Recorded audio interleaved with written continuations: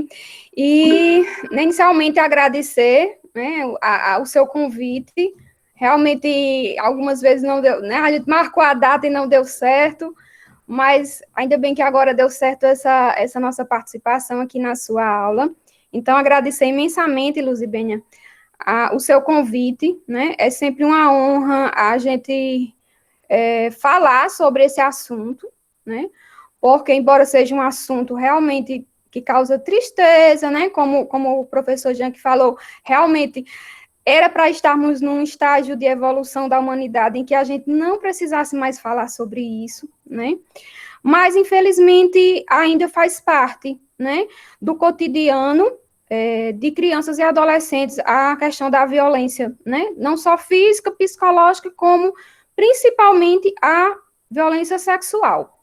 Então, eu agradeço demais essa abertura aí, né, na sua aula, para que a gente possa discutir sobre esse tema. Eu pensei inicialmente em fazer, eu já fui professora, né, até 2006, né, quando deixei de ser professora para exercer o cargo de delegada de polícia, porque são dois cargos realmente que demandam muito, né, do profissional. Então, eu preferi dar uma parada em lecionar. Eu lecionava lá na universidade, inclusive Direito Penal e Processo Penal, lá em Souza, na Universidade Federal de lá. E aí, preferi dar uma paradinha e começar a carreira de delegada, né? Estou há 14 anos como delegada de polícia, há 10 anos como delegada da Delegacia Especializada, né, contra crimes contra a infância e juventude de Campina Grande. Então, são 10 anos nessa especializada, já tendo visto muita, né, coisa triste realmente contra a criança. Né, tem muita gente que diz, eu não sei como é que você aguenta, mas a gente realmente ao mesmo tempo que é muito desgastante, né, e triste, é muito gratificante a gente poder tirar uma criança de uma situação de violência. Né, a gente tem aqui conselheiros tutelar, né, você falou aqui na aula também, então, assim, que são nossos grandes parceiros, né, na rede de proteção. Sem os conselheiros tutelares, a gente não, né, faria um trabalho tão importante, tão realmente de repressão e proteção à criança, como a gente tem feito aqui em Campina Grande. Então, realmente, é uma grande parceria, o Conselho Tutelar. Então, assim, faz 10 anos, né, que eu estou como delegada titular, e, inicialmente, eu pensei, inclusive eu fiz, pensando como professora ainda, em fazer uma palestra com todos aqueles tópicos, eu fiz tópicos, mas depois eu pensei, olha, vamos abrir, né, o debate. Eu sei que é um tema que muita gente, como você mesmo falou, Zubiania, é um tema que realmente traz muita dúvida, né, como é que eu denuncio, como é que eu faço, eu sei que uma criança está sendo violentada, mas eu não sei como agir, né, como identificar quando uma criança está sendo vítima de violência sexual. Então, assim, eu acredito que o debate, né, eu acho que vocês também que estão aqui interessados no tema, podem ir lembrando de alguma situação que vocês queiram, né, realmente tirar dúvidas, porque realmente, assim, é muita experiência que eu tenho, não só na questão da violência sexual, mas também de outros tipos de violência. Eu escolhi a violência sexual, né, não porque a física ou a psicológica seja menos grave, mas é porque dentro do contexto, né, de violência contra criança e adolescente, a violência sexual, eu acho, a mais revoltante, a mais que causa mais danos, né? Inclusive, vocês que são alunos, né, da área de saúde, danos à saúde, né, seja física, seja psicológica de uma criança ou de um adolescente, né? Então, a escolha pela questão da violência sexual é porque também em relação à pandemia, né, o Beni bem falou que a gente está num momento de isolamento social, por isso que a gente não pode estar presencial, né, que também é importante. Depois, se vocês quiserem ir na delegacia, eu já tive, todo ano, inclusive, a gente sempre recebe alunos de outras instituições, né, principalmente de psicologia, frequentam muito nossa delegacia para saber como é que funciona, né, a gente mostra como é que se faz um boletim de ocorrência, como é que se faz a investigação. Então, depois que isso tudo passar, se Deus quiser vai passar, né, vocês estão convidados a irem presencialmente lá na delegacia, conhecer a nossa estrutura e como é nosso trabalho. Né? Até porque eu trabalho, eu sou a delegada titular, mas a gente tem todo um corpo de policiais que, né, fazem esse trabalho conosco, tem o escrivão, tem o investigador, né? Então nós somos uma equipe em prol de defender, né, proteger e também reprimir os crimes que venham a ser praticados contra criança e adolescente, tá certo?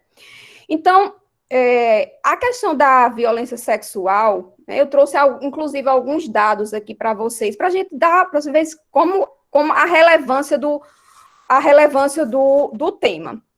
Né, e estima-se, né, que a cada, né, segundo a Secretaria, né, dos Direitos Humanos, estima-se que a cada hora 3 crianças e adolescentes são abusadas sexualmente no Brasil. Né? Então, é um número bem... essa pesquisa é feita com base nas denúncias, principalmente do Disque 100, né? No Brasil, estima-se que 1 a cada 3 ou 4 meninas são abusadas sexualmente até completar 18 anos, né? Um número bem maior se comparado ao dos meninos, né? 1 a cada 6 ou 10 meninos serão vítimas de violência sexual antes de completar 18 anos. Então, realmente a questão da violência sexual, ela atinge de uma forma mais, né, direta a menina, né, a vítima do sexo feminino, e, contrapartida, também o agressor, né, geralmente é a pessoa do sexo masculino. Então, também com dados, né, da Secretaria Nacional de Direitos Humanos, eu peguei o dado de que identifica que 70% dos atos de violência sexual contra o público infanto-juvenil ocorrem, né, na casa da vítima ou do suspeito. E a maioria das violações é praticada pelo próprio pai ou padrasto da criança ou adolescente, certo? 87% dos registros, o suspeito é do sexo masculino, e em 62% dos casos é adulto com idade entre 25 e 40 anos. As vítimas, em 46% das denúncias, são adolescentes do sexo feminino, como eu já havia falado anteriormente, com idades que variam entre 12 a 17 anos. Né? Então, a violência sexual, ela é, infelizmente, subnotificada ainda. Né? Por quê? Porque a violência sexual, na sua maioria, ela é praticada às escusas, né? Muitas pessoas acham ainda que a violência sexual ela acontece na rua, e não é. Vocês viram que os dados, que a maioria dos crimes praticados contra criança e adolescente é dentro da sua própria casa. Infelizmente, o local onde deveria haver a proteção não existe. E esses crimes são praticados por pessoas que deveriam, na verdade, protegê-las. Né? E por isso que os dados aí comprovam que a maioria dos abusadores, infelizmente, são pais ou padrastos, ou uma pessoa mais próxima da família. E aí, essa subnotificação, que já é muito alta, né, ela aumentou durante a pandemia, durante o isolamento social. Por quê? Porque as crianças estão, né, mais recolhidas dentro da sua residência, e as denúncias, geralmente, elas acontecem com pessoas que estão num contexto com a criança, numa escola, um professor, né, que observa a criança e vê que aquela criança está com um comportamento diferente, ou pela questão da confiança, porque esse é um dado, inclusive, por experiência própria da minha delegacia. Infelizmente, ainda, o abuso sexual não só acontece com mais frequência dentro da residência, como é dentro da residência que acontece a maior omissão em relação à denúncia. Né? Às vezes, a criança passa anos e anos sendo abusada sexualmente dentro da sua própria residência, e parentes, né, que ali deveriam protegê-la não denunciam. Então, essa denúncia ocorre através de uma denúncia do Disque 100, do 197, do 123, através de um professor, né? Hoje em dia, a questão da palestra nas escolas tem incentivado muito as crianças e adolescentes a denunciarem, né? Então, porque assim, a gente sabe muito bem que falar de sexo ainda é tabu, né, para a nossa sociedade. E dentro de casa, então, né, então as crianças muitas vezes até estão sofrendo tipo de abuso sexual, mas não tem noção de que aquilo uma violação à sua integridade física e sexual, entendeu? Então, às vezes, a criança nem entende que aquilo é um abuso sexual e passa anos e anos sendo abusada. Então, infelizmente, a família, né, ela não, por essa questão ainda de o sexo ser muito considerado tabu, não conversa com os filhos sobre o que é uma parte íntima, né, como é a criança conhecer seu corpo e entender onde deve ou não ser tocado. Porque até quando chega a denúncia na delegacia, às vezes o que é que a família faz? Não, eu quero que faça o exame sexológico para saber se houve ou não a conjunção carnal. Então, existe ainda esse conceito também de que um estupro de vulnerável, um estupro, só ocorre quando existe uma conjunção carnal, uma cópula entre o homem e a mulher. Ou entre pessoas do mesmo sexo, viu, minha gente? Porque o abuso sexual ele pode acontecer nas relações hetero e homossexuais, tá certo? Então, assim, então a criança, muitas vezes, ela não entende que um toque que foi feito no corpo dela, né, é um abuso, né, que aquela carícia, que aquela manipulação das suas partes íntimas é um abuso sexual. E até a própria família, às vezes, sabe, mas ali também não denuncia.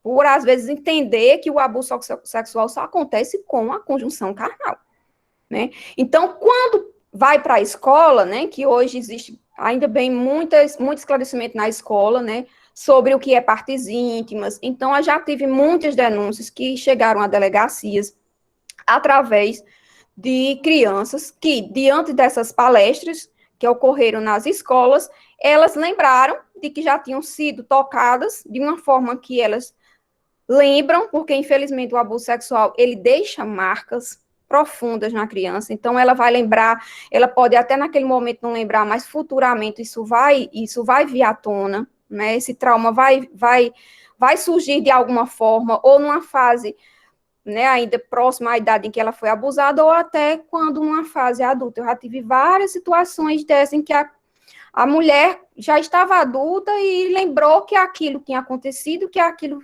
ainda lhe traz, né, muito sofrimento, e que ela, na verdade, na época não teve apoio, ou tinha medo, né, ou tinha vergonha de vir denunciar e resolve procurar a delegacia, tá certo?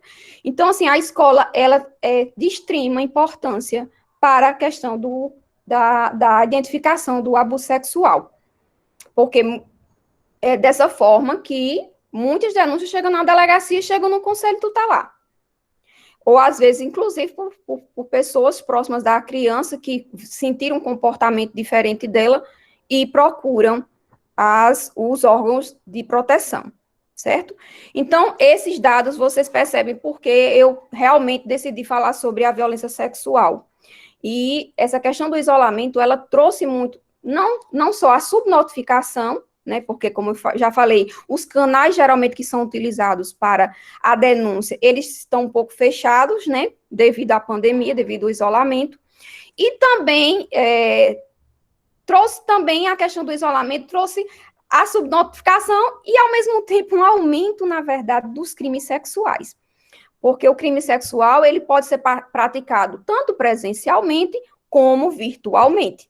Né? Então, durante essa pandemia, infelizmente, com o acesso, a gente sabe que a internet, ela traz inúmeros benefícios, inclusive a gente está conversando agora sobre esse assunto, né, de forma virtual, mas, infelizmente, para o público infanto-juvenil, quando eu falo público infanto-juvenil, eu estou incluindo aqui criança e adolescente, até porque eu vou fazer uma diferença para vocês do que qual a idade de criança, qual a idade de adolescente, mas quando eu falar infanto-juvenil, eu estou falando dos dois, certo? Então, a internet, infelizmente, hoje, né, para a criança e adolescente, ela é um grande perigo, né, porque, embora tenha, quanto mais aumentou o acesso, né, da criança a um smartphone, né, a um aparelho celular, aumentou o perigo, porque os pedófilos, principalmente, eles se escondem muito atrás desse né, desse mundo virtual para cometer crimes através da internet, inclusive estupros, viu? A gente já tem casos no Brasil em que a pessoa foi condenada por estupro praticado virtualmente. Depois eu explico para vocês como isso aconteceu, mas é importante realmente que os tribunais, eles avancem nesse sentido, porque tem muito crime acontecendo realmente pelos meios pelas redes sociais, tá certo? Então, aumentou muito o número, eu recebi muita denúncia, né, de meninas que estavam com seus smartphones ou com seu celular, até porque os pais entregam pela questão de realmente ter acesso a rede, né, de ensino, mas, ao mesmo tempo, também, felizmente, nós temos pais que, né, aquele aparelho na mão da criança é ótimo, porque ela está quietinha lá, mas não sabe os pais o perigo que é um aparelho celular na mão de uma criança que não esteja instruída para estar com aquele aparelho. Porque o WhatsApp, Facebook, né, o Instagram, eles são canais super utilizados pelos pedófilos para abordarem as vítimas, certo? E aí essas crianças, por inexperiência, né, elas não têm a experiência de lidar com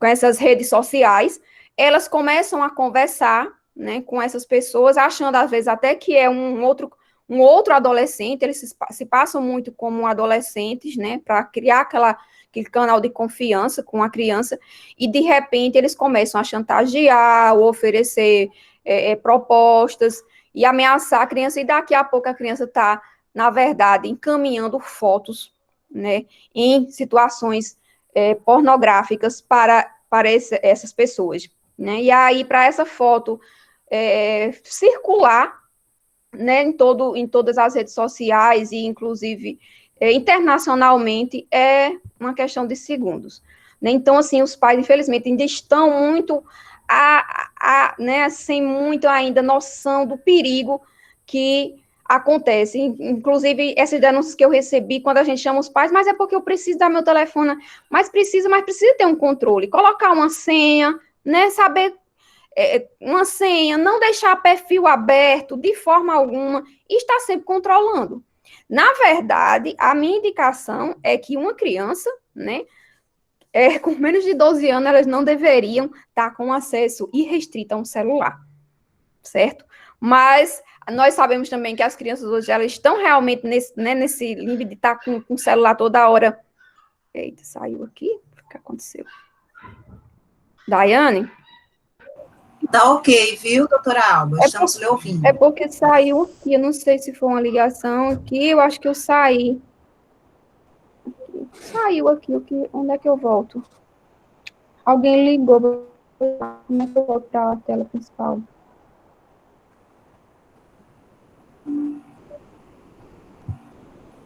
Deixa eu entrar no link. Nós estamos lhe ouvindo e vendo bem. Eu que não estou vendo aqui, a tela voltou. Saiu, voltou aqui. Pronto, pessoal. Esses telefones, vem quando eu ligo aqui e termina saindo aqui da página principal. Então, eu sou desse jeito. Ainda bem que eu tenho uma pessoa aqui que é expert, aí veio aqui e resolveu. Então é isso. Então, assim, a internet realmente trouxe muita coisa boa, mas, ao mesmo tempo, é um canal de utilização, principalmente dos pedófilos, para praticar crimes contra a criança e a adolescente. Mas aí nós sabemos que a internet, nela não é um mundo sem lei, né? Não é um canal sem lei.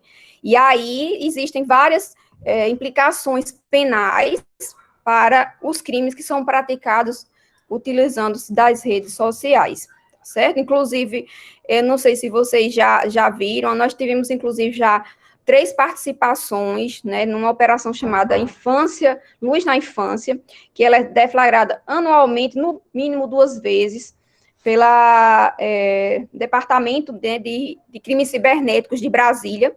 Eles têm esse canal conosco, eles identificam vários pedófilos que utilizam das redes sociais, da internet para praticar crimes, e aqui nós já tivemos em Campina Grande várias pessoas que estavam fazendo isso, armazenando e divulgando material pornográfico pela internet, né? E nós tivemos a identificação e a prisão dessas pessoas. Então, nós já tivemos participação 4 vezes na operação, todas elas com êxito, com a identificação da autoria e com a coleta do material utilizado por essas pessoas. Tá certo?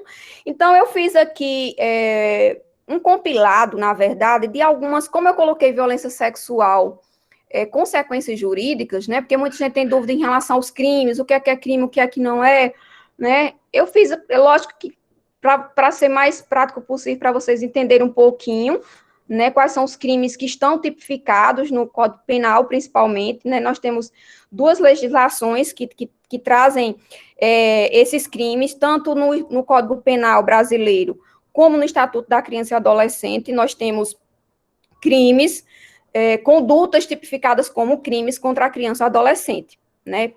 Então, no Código Penal, mais crimes de abuso sexual e exploração sexual, né?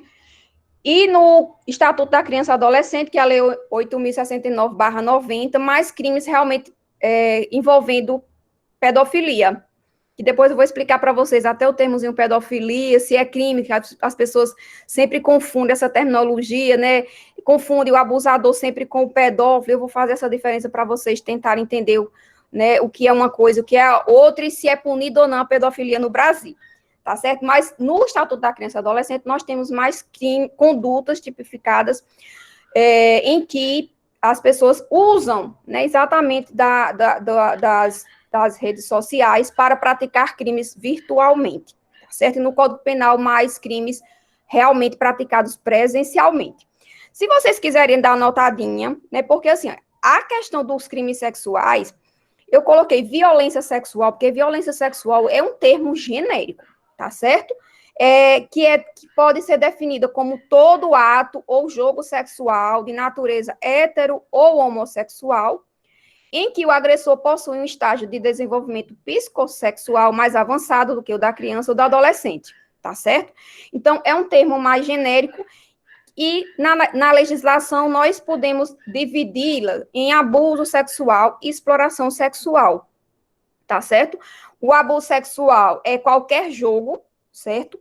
Ou relação sexual, ou mesmo ação ou natureza erótica, como eu já falei para vocês, não é só a conjunção carnal que configura abuso, destinado a buscar o prazer sexual com criança ou adolescente, tá certo? Então, abuso sexual inclui a conjunção carnal ou qualquer ato libidinoso, certo? E até a questão da utilização do ambiente virtual também está aí dentro do abuso sexual. A exploração sexual, né, que se vocês quiserem anotar até o artigo, certo, que define exatamente o que é exploração sexual, vocês podem anotar aí o artigo 4º, inciso 3, a linha B, da Lei 13.431, de 2017, que define a exploração sexual como sendo o uso da criança ou do adolescente em atividade sexual para obter lucro, ganhos financeiros ou outra forma de compensação, e pode ocorrer de modo presencial também ou virtualmente. Então, assim, basicamente, pessoal, a diferença entre abuso sexual e exploração sexual é o lucro, certo? No abuso sexual, a finalidade é apenas satisfazer a libido com uma criança ou um adolescente, tá certo? E na exploração, não, ela já tem mais esse viés de você lucrar com a atividade, tá certo? Então, violência sexual, vocês podem fazer essa subdivisão, abuso sexual e exploração, e abuso sexual e exploração sexual, praticamente, para ficar bem claro para vocês, a diferença é que na exploração existe uma finalidade de lucrar com aquela atividade, tá certo? Então, assim, nos crimes previstos no Código Penal, certo? Nós temos tanto condutas de abuso sexual como de exploração sexual, tá certo? Então, o primeiro artigo que trata da questão do abuso sexual contra a criança e adolescente, se eu só falar para vocês a questão da idade, porque às vezes a gente realmente, para a legislação penal, criança é aquela que não completou ainda 12 anos, certo? Então, é até 11 anos, 9 meses, então completou 12 anos, já é considerado adolescente, tá certo? Então, vejam essa diferençazinha, porque quando a gente falar de criança, a gente está falando de uma idade que não tem atingido ainda os 12 anos, e adolescente dos 12 aos 18. Dos 18 não, porque quando completa 18 já é a maioridade penal, tá certo? Mas 12 anos já é considerado adolescente, tá bom? Isso é importante porque alguns crimes, inclusive, vou mostrar para vocês, o legislador, ele tipificou apenas para punir o acusado que pratica esse crime contra a criança, tirou o adolescente, tá certo?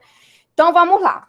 Então, o primeiro tipo penal, que está lá no Código Penal, certo? Que define uma das formas de abuso sexual é o estupro, que é o artigo 213. Artigo 213, parágrafo 1º. Por quê? Porque nós sabemos que o estupro ele pode ser praticado não só contra criança ou adolescente, né? O estupro pode ser praticado contra também uma pessoa maior de idade, tanto homem como mulher, tá certo? Podem ser vítimas do estupro. Porém, se o menor, né, se a pessoa que foi vítima do estupro, ela é maior de 14 anos, certo? E menor de 18 anos, ela vai estar na tipificação do estupro no parágrafo 1º. Por quê? Porque a pena também vai ser maior do que um estupro contra uma pessoa, né, digamos assim, que tem uma idade já adulta, tá certo? Então, por que é importante a gente falar dessa questão do estupro? Para que vocês vejam os requisitos para que uma pessoa, para que um adolescente, ele seja considerado vítima de um estupro, né? Para o estupro, é exigido que o agressor, ele utilize de violência ou grave ameaça, né?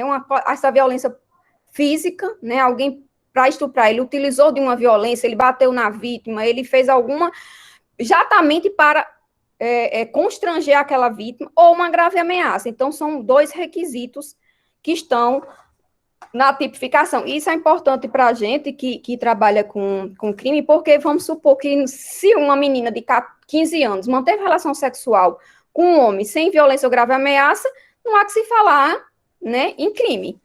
Né? Então, para que exista o crime de estupro, é preciso que tenha a grave ameaça ou a violência. Tá certo? Então, coloquem aí esses requisitos para vocês já fazerem a diferença e a gente depois já também identificar o crime posterior de estupro de vulnerável. Então, requisitos: a vítima, homem ou mulher, maior de 14 e menor de 18 anos.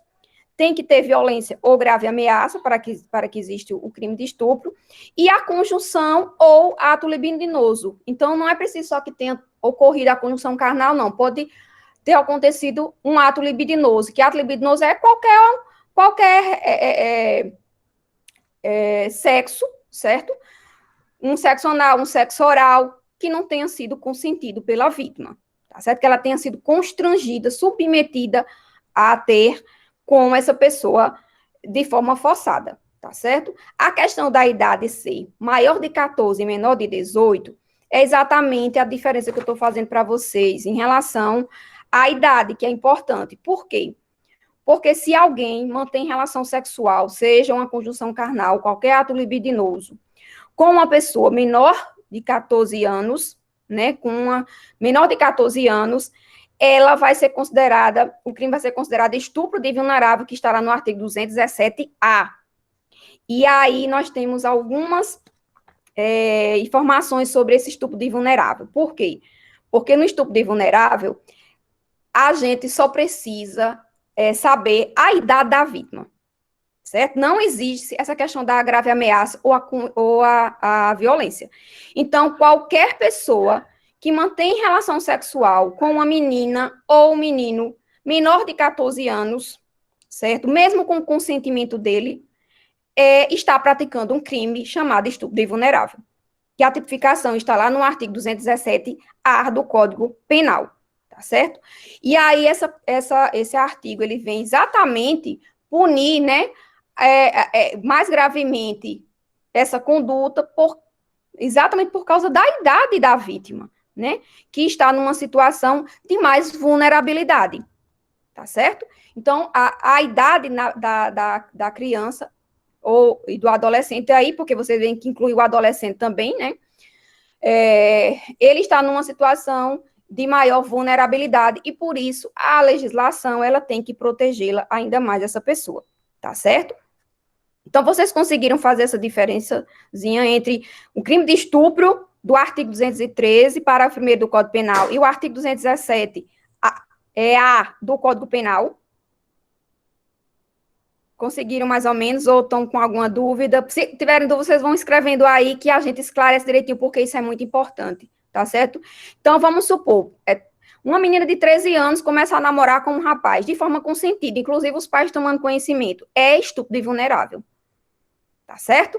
Não importa se ela consentiu ou não, porque é considerado para a legislação apenas a questão da idade dela, entendeu?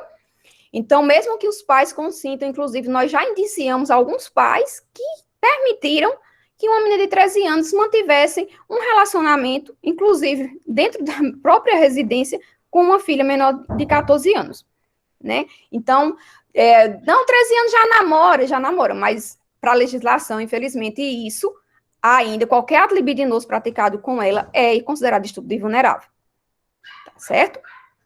Então, é bem importante, inclusive esse, minha gente, é o crime, na verdade, de estupro que mais eu recebo denúncias, viu? Embora, assim, a gente vê na imprensa mais a divulgação do estupro realmente com violência, né, violência ou grave ameaça, porque é o crime que realmente é praticado mais na rua, digamos assim, né, por terceiros. O estupro de vulnerável, ele, além de ser um crime que não é tão divulgado, ele é o crime que mais acontece no interior das residências, onde a própria vítima reside. Então, por isso que muitas vezes a gente não vê tanto ser divulgado, tá certo? Porque ele realmente é um crime que é muito comum dentro da própria casa da vítima. E por isso que é muito mais difícil também de vir a ser denunciado, tá certo? Então, temos também no Código Penal, né, a questão da importunação sexual. Eu acho que vocês lembram bastante da questão né, de quando veio à tona na imprensa aquela questão do pessoal que nos ônibus ejaculavam nas mulheres, né, e ficou aquela discussão, mas isso não é estupro, né? Então, antigamente era considerado, inclusive, apenas uma contravenção penal de importunação, infelizmente, a pena realmente era muito baixa, e aí, recentemente, foi criado o artigo 215-A do Código Penal brasileiro, que definiu essa conduta, né, como importunação sexual, que é caracterizada pela conduta de quem pratica ato libidinoso, né, contra alguém ou sem o seu consentimento, logicamente, de ato libidinoso com o objetivo de satisfazer o próprio prazer sexual ou de terceiro. Certo? Que, logicamente, essa importunação sexual, vocês podem perceber aí, ela não se aplica aos menores de 14 anos, certo? Porque aos menores de 14 anos, a gente vai aplicar sempre o artigo 217-A, tá certo? E caso haja uso de violência ou grave ameaça, estará caracterizado o estupro, tá certo? Então, é um exemplo típico dessa importunação sexual, exatamente uma menina, vamos supor, de 15 anos, que está dentro do ônibus e alguém ejacula nela, tá certo? Sem usar de grave ameaça ou violência, tá certo? Então, a menina será vítima desse crime de importunação sexual. Se ela tiver 13 anos e acontecer esse tipo de situação, já não é importunação, vai ser estupro de vulnerável, tá certo? Outro crime que eu coloquei aqui, que é bem comum, é o assédio sexual, certo? Que também está lá no artigo 216-A do Código Penal, né, que trata da conduta de quem constrange, importuna alguém, né, no caso aí, a vítima maior de 14, logicamente, com a intenção de obter alguma vantagem ou favorecimento sexual. Aqui exige-se para o assédio sexual, minha gente, muito pessoal, tipo, ocorre muito, tipo, eu ia andando na rua e fui assediada, né? E aí a gente tem que prestar atenção nesses termozinhos que às vezes até a própria imprensa, né, divulga, que não é um termo muito técnico, porque o assédio sexual, ele exige que o agente que está praticando o crime, ele prevaleça da condição de superior hierárquico. Então, vamos supor, um chefe em relação ao seu subordinado, ou de uma ascendência inerente ao seu cargo, emprego ou função. Vamos supor, um professor em relação a um aluno, entendeu? Então, uma menina de 17 anos, em que o professor, vamos supor, ele utilizando daquela ascendência que tem sobre a vítima, né? Ele constrange aquela pessoa a obter uma vantagem, um favorecimento sexual. Então, tem que ter esses requisitos. Não é, o assédio sexual não é só aquela piadinha no meio da rua e tal. Felizmente, uma terminologia que, às vezes, fica muito confusa, porque as pessoas realmente não usam de forma técnica, tá certo? Então, assédio sexual, ele ocorre com o constrangimento, né, com a importunação, para obter, logicamente, vantagem ou favorecimento sexual, mas exige que o agente, ele prevaleça dessa condição de superior hierárquico, ou de ascendência inerente a um cargo, um emprego ou uma função, tá certo? Tem que ter esses requisitos. Um outro artigo também que eu coloquei aqui, que é muito comum, que é a corrupção de menores, certo? Que está lá no artigo 218 do Código Penal, que fala do induzir alguém menor de 14 anos a satisfazer a lascívia de outrem, certo? E aqui eu fiz uma observação. A vítima menor de 14 anos, ela não pode ser submetida à conjunção carnal ou à prática de qualquer ato libidinoso, pois nesse caso haverá estupro de vulnerável, tá certo? Então, induzir alguém menor de 14 anos a satisfazer a lascívia de outrem, não pode ter contato físico. Porque se tiver contato físico, vai ser um estupro de vulnerável. Então, é mais aquela questão de mandar a menina se despir, ficar observando um adolescente tomar banho, né, induzir alguém a observar que aquela pessoa menor de 14 anos seja vista por alguém tomando banho, entendeu? Então, é mais uma conduta sem a participação física da vítima, porque se tiver a participação física da vítima, já vai ser estupro de vulnerável. Tá certo?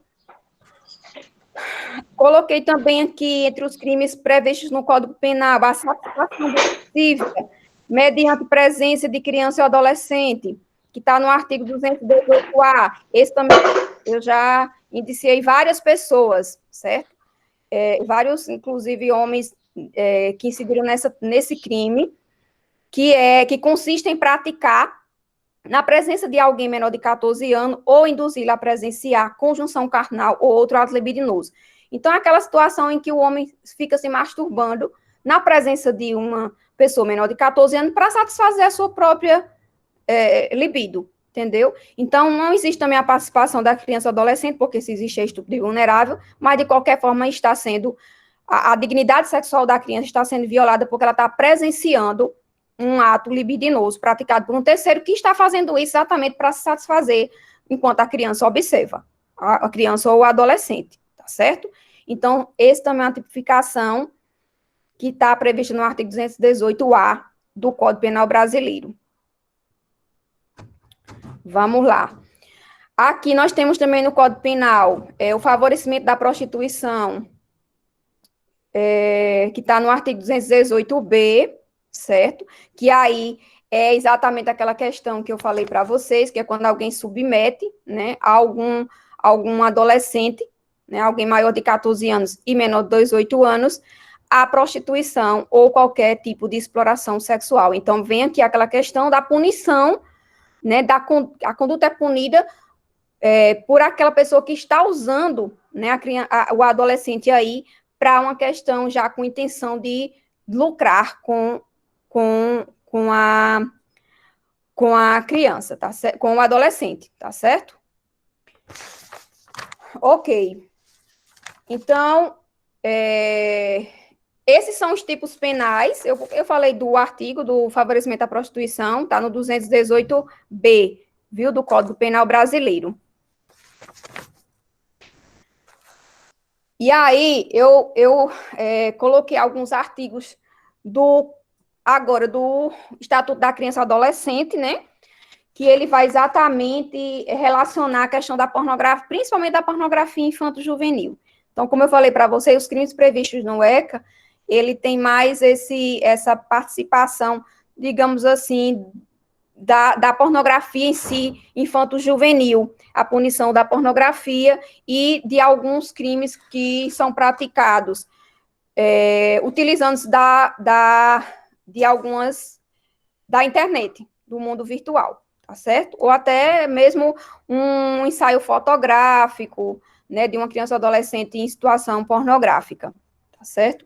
Então, eu relacionei para vocês aqui alguns crimes do ECA, né? Um deles, que o primeiro é a produção da pornografia infanto-juvenil, certo? Que é o artigo 240, CAPT, né? Que é o primeiro artigozinho lá do ECA.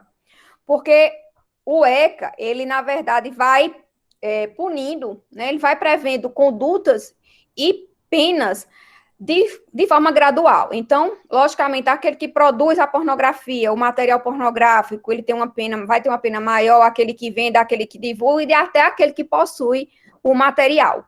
Então, nós temos nessa ideia aqui, o artigo 240 CAPT, 241, 241A e 241B.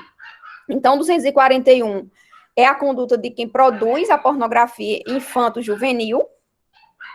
O artigo 241 é de quem vende esse material, certo? O 241A, de quem divulga a pornografia infantil. E o 241B, de quem possui, que tem a posse da pornografia infantil. Então, desde aquela pessoa que está produzindo o material, aquele que vende o material, como aquele que divulga e possui o material também, pode incidir nas penas previstas no Estatuto da Criança e Adolescente. E aqui eu fiz uma observação interessante.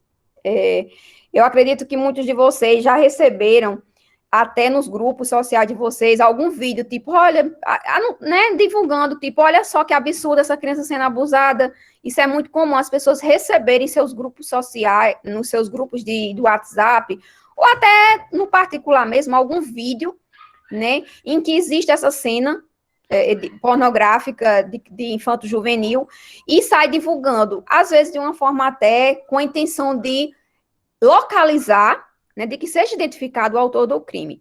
Mas aí eu faço uma observação para vocês, que caso um dia vocês recebam, se vocês ainda não receberam, apaguem de imediato, certo? Porque essa conduta de você divulgar, né, de você possuir o vídeo, ele constitui crime.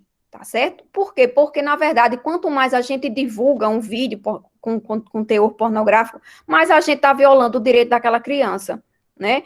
Então, deixem que as autoridades, né, tomem conhecimento, investiguem e identifiquem aquela pessoa. Não saiam divulgando, de forma alguma, porque dessa forma vocês vão estar mais violando o direito da criança do que na verdade, protegendo. E, inclusive, isso é considerado crime. Tá certo? Também a forma de exploração sexual, a produção de pornografia infanto-juvenil simulada. Então, infelizmente, alguns criminosos, eles não só utilizam a divulgação, a produção ou a venda do material da criança em si, quando ela está... o material é de uma criança realmente, e aquele fato aconteceu, como eles simulam, né? Simulam uma situação e fazem montagens de que aquele fato aconteceu, porque a intenção dele exatamente é a de lucrar com aquele material, principalmente para as pessoas, né, para os pedófilos que, na verdade, querem consumir aquele material. Então, já com o objetivo de desestimular a produção desse tipo de imagem, de forma a não influenciar outras pessoas a buscarem esse tipo de conteúdo, né? Então, mesmo a produção da pornografia infanto-juvenil simulada, ela é considerada crime. Está lá no artigo 241C do Estatuto da Criança e do Adolescente, tá certo? E aí, um crime também que, principalmente agora, durante a pandemia, ele está sendo muito praticado, está sendo muito, inclusive, denunciado na nossa delegacia, é o aliciamento de criança, que é esse artigo 241D, que está ligado à pornografia infanto-juvenil praticada no ambiente virtual, tá certo? Então, assediar, aliciar, instigar ou constranger criança para facilitar ou induzir o acesso dessa criança ao material pornográfico. Então, geralmente, essa rede de criminosos, elas utilizam os meios de comunicação, certo? Para assediar, aliciar e instigar ou constranger essa criança, com o intuito, inclusive, de posteriormente praticar algum ato libidinoso com ela, ou até de obter algum material pornográfico. Então, começa a conversar, aliciar, assediar aquela criança, lembrando, façam essa observação, no artigo 241D, de que tem que ser criança, né? Infelizmente, eu recebo muitas mães, pais que querem denunciar porque a filha tinha 15 anos e estava sendo assediada, aliciada por alguém né, pela internet. E aí, ela não, infelizmente, eu não tenho como tipificar a conduta daquele autor daquele fato, como previsto nesse artigo, porque o artigo, ele é específico e fala criança. Então, como eu já falei para vocês, crianças, né, é aquela que ainda não completou 12 anos. Se completou 12 anos, já não é mais considerado criança para a nossa legislação penal, tá certo? Então, é um crime que tem acontecido bastante, até porque, pela pouca idade, é muito fácil, na verdade, você assediar, você aliciar uma criança, né, porque ela realmente não tem a experiência. Então, como eu falei para vocês anteriormente, geralmente essas pessoas se passam até como adolescente, elas pensam que é um amiguinho. Eu já tive casos de que, inclusive, o autor do fato era um familiar, inclusive, que aliciou, assediou várias crianças, né, de um grupo familiar, e saiu, na verdade, essas crianças todas, elas foram, caíram realmente na história da pessoa lá e enviaram fotos, algumas peladas, algumas só de calcinha, entendeu? E graças a Deus a gente conseguiu identificar, inclusive era um parente próximo que estava usando as redes sociais, tinha acesso, sabia de tudo da criança, então sabia abordar a criança na hora de pedir aquelas informações, de chantageá-las, e elas terminaram cedendo, encaminhando. Graças a Deus, uma das mães percebeu que a criança estava com um comportamento diferente, certo? Estava assustada, e quando pegava, principalmente no celular, e ao questionar ela informou que tinha acontecido isso, e que inclusive já tinha feito o envio dessas fotos para essa pessoa, tá certo? Então esse assédio, como eu falei para vocês, alguns criminosos, eles têm a intenção de ter acesso ao material pornográfico dessas crianças, numa foto ou qualquer material pornográfico, e às vezes de ter até de marcar um ato mesmo presencial, ou até pela internet. Como eu falei para vocês, nós já temos um caso no Brasil em que esse pedófilo, ele aliciou a criança pela internet e mandou que ela, na verdade, ficasse utilizando objetos virtualmente nela, né? E aí o juiz entendeu que, neste caso, poderia ser considerado um estupro de vulnerável e condenou a pessoa por estupro vulnerável virtualmente, né? Só tenho a parabenizar um juiz que condena alguém com essa conduta tão grave, porque, na verdade, o que a gente quer mesmo é coibir esse tipo de comportamento, seja presencial, seja virtualmente. De qualquer forma, a criança, ela teve a sua dignidade sexual violada no momento em que alguém praticou esse tipo de conduta, tá certo? Então, esse aliciamento de criança, ele tem ocorrido bastante agora, durante a pandemia, tá certo? Praticamente, nós temos também o artigo 244-A, parágrafo 1º e 2º, que é a submissão de criança ou adolescente à prostituição e à exploração sexual também, que também tem algumas condutas. É bem parecido com aquele favorecimento à prostituição que eu falei para vocês no Código Penal, só que esse aqui do ECA, ele é um pouco mais específico, ele tem algumas outras condutas, entendeu? Mas a intenção também é de ser coibida a prostituição infantil, ou qualquer tipo de exploração sexual, ok? Então, essas são as duas legislações principais que nós temos, né, que tipificam condutas praticadas por abusadores sexuais ou por pedófilos, certo? Vocês querem tirar alguma dúvida em relação aos crimes, alguma coisa, ou vocês querem que eu fale um pouquinho já da questão da pedofilia, que é um tema também bem interessante que muita gente confunde, às vezes, um pouquinho se é punido no Brasil, se todo pedófilo é criminoso. Vocês querem dar uma parada e fazer algum questionamento, ou a gente já fala dessa questão da pedofilia e vocês depois comentam. Vocês que sabem, a gente está aqui. Doutora, tem 4 pessoas inscritas aqui no nosso chat, então talvez sejam perguntas pertinentes a essa primeira parte, né, da fala, então talvez fosse interessante abrir, né, essa discussão e depois a gente entra nessa segunda. Eu fiz várias anotações também aqui, se for possível, mas eu comento algumas dúvidas também. Bom, muito bom. Jane queria falar agora ou a gente parte para as inscrições, Jane? Não, quando eu iniciei a fala era para dizer que já tem algumas inscrições também. Pronto, temos 5 agora. Então, a primeira inscrita é Mariana Ingrid, a segunda, Maria Eduarda, terceira, Jaqueline Keles, quarta, Eliane Muniz e quinta pessoa inscrita, Keila Menezes. Por favor, se tiver algum erro aí na minha sequência, podem corrigir, tá certo?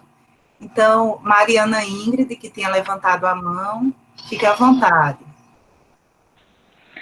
Bom dia, gente. Bom dia, doutora. Na verdade, eu fiquei com uma dúvida só, assim, bem simples. Como é caracterizado? Porque minha tia, ela trabalha na área ela é delegada civil também. E aí, ela tinha falado comigo sobre a questão de ou a criança ou o adolescente ouvir algo de conotação sexual. Por exemplo, se os pais estiverem tendo relação sexual e ouvir, mas isso é caracterizado como estupro de vulnerável? Olhe, a questão da criança presenciar é sim crime, certo? Até porque a criança está, inclusive, recentemente, não faz um mês que eu indiciei uma tia, foi um caso bem revoltante aqui em Campina. Uma tia, ela, na verdade, levou a sobrinha de 5 anos, certo? Para uma casa, juntamente com o namorado, e lá eles não só praticaram, né, a relação sexual na frente da criança, como depois o companheiro dela estuprou a criança, né, inclusive 5 anos teve o ímen rompido, né, e ela viu tudo e não fez nada. Então, eu vou até esclarecer esse caso, já que você está falando na questão de ver, né, o fato aí, a prática do ato na frente da criança é crime por si só. Então, essa tia foi indiciada não só pela questão a tia e o companheiro dela, pelo fato de ter praticado, né, o ato sexual na frente da criança, como também porque a tia viu e não fez nada em relação ao estupro posterior, certo? Por quê? Porque o artigo 13, né, parágrafo 2º, a linha 1 do Código Penal, ele pune não só, né, na verdade, porque quem pratica o crime é quem está lá, né, na ação. Porém, algumas pessoas, elas podem, por omissão, também incidir naquela mesma pena, que é o caso das pessoas que elas têm o dever legal de impedir que aquilo aconteça. Então, nesse caso, eu indiciei a tia, não só por ter praticado uma relação sexual na frente da criança, como ter visto o estupro do companheiro em relação à sobrinha e nada ter feito. Né? Então, alguns parentes que presenciam algum ato sexual e nada faz, elas também vão incidir na mesma pena do autor do fato, se elas tiverem realmente aquele dever de impedir que o fato aconteça, certo? Então, a pessoa que pratica, sim, na frente de uma criança um ato sexual, ela, sim, vai responder pelo crime. Eu acredito que é o 218. Obrigada. Eu acredito que é o 218,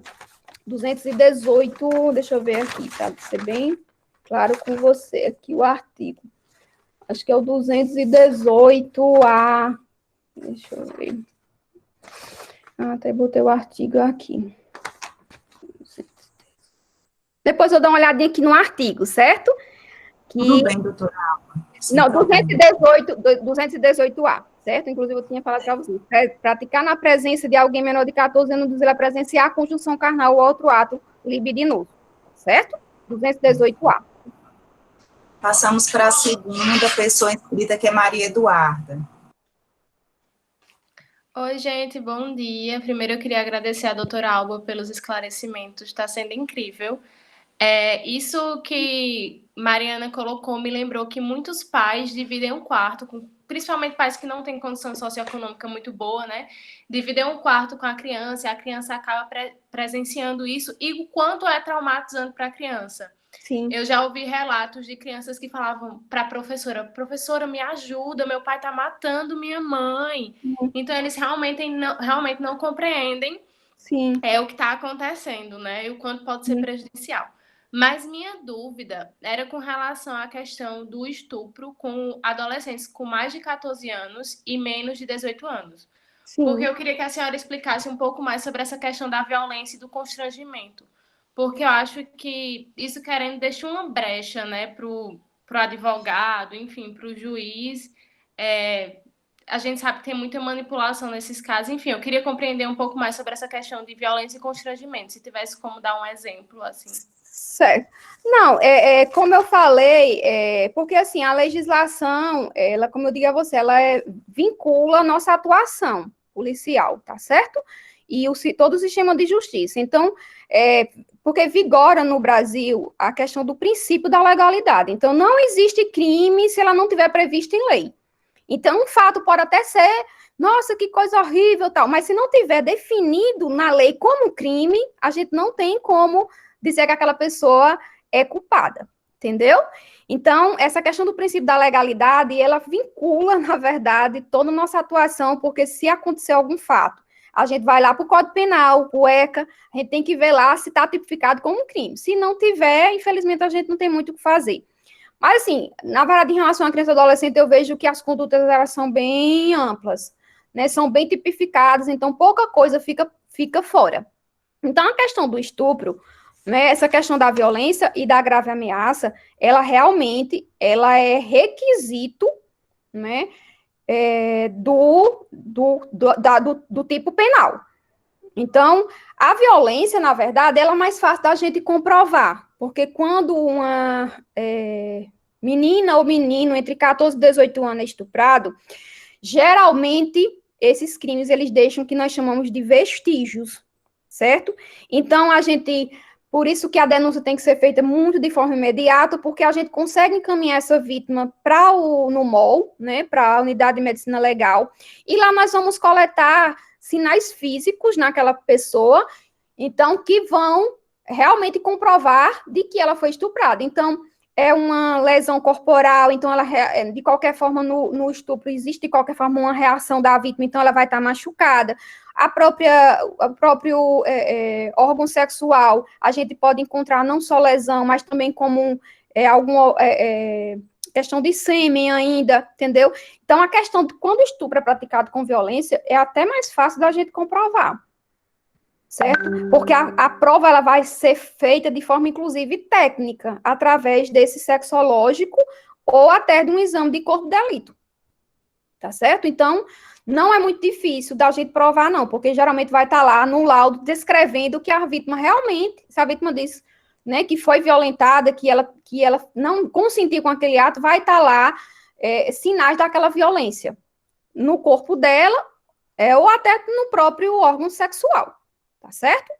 A grave ameaça é a palavra da vítima. E aí, minha gente, é o seguinte, eu trabalho há 10 anos com crimes sexuais, e eu diria a vocês que 90% das investigações, nós temos, na verdade, como prova principal, a palavra da vítima.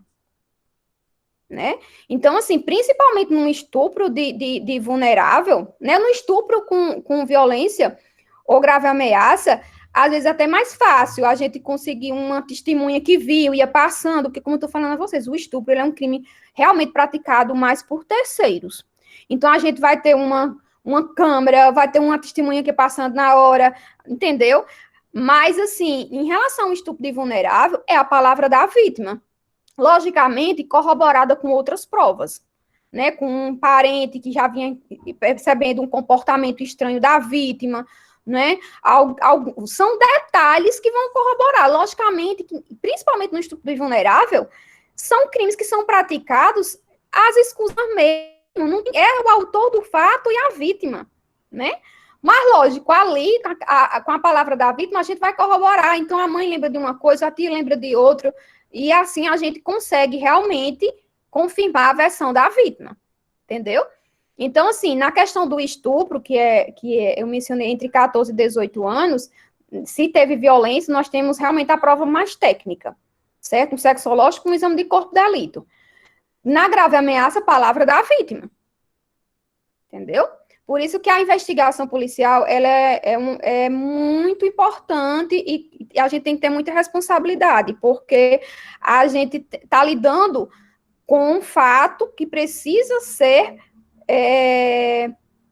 identificada a autoria e a materialidade, e ali, na verdade, principalmente num crime em que existem poucas provas. Entendeu? Consegui tirar a tua dúvida?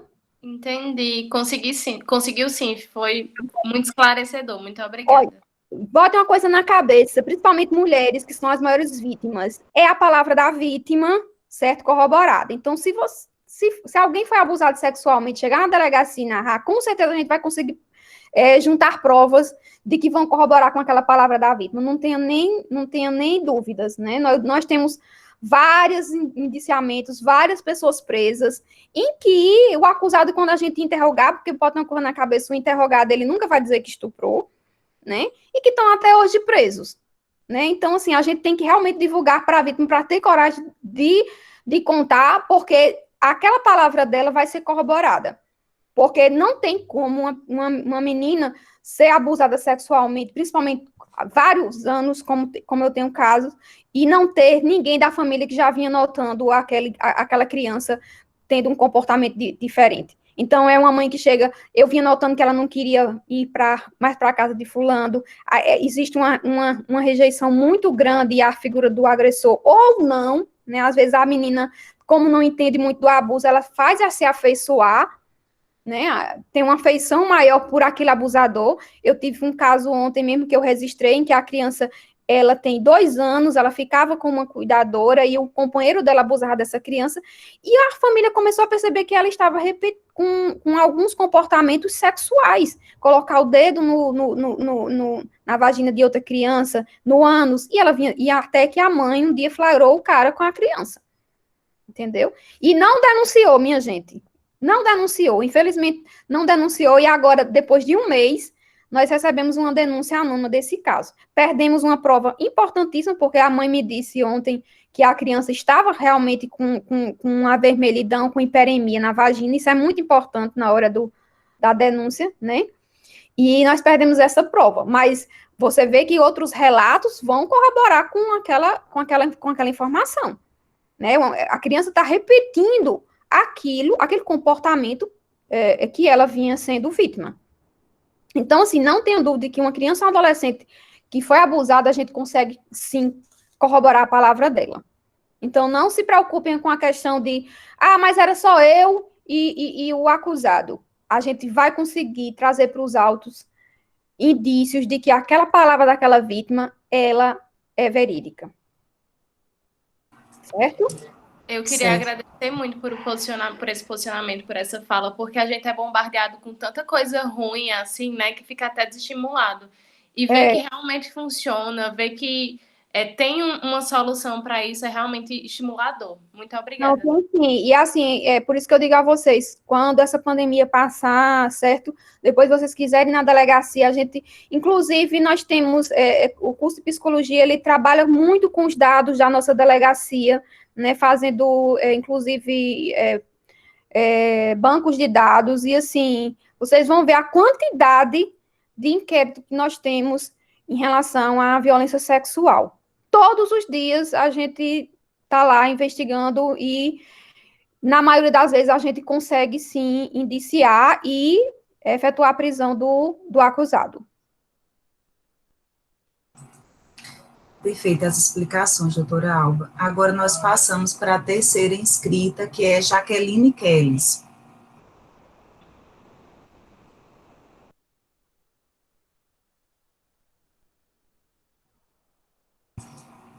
Jaqueline, será que ela tem conexão?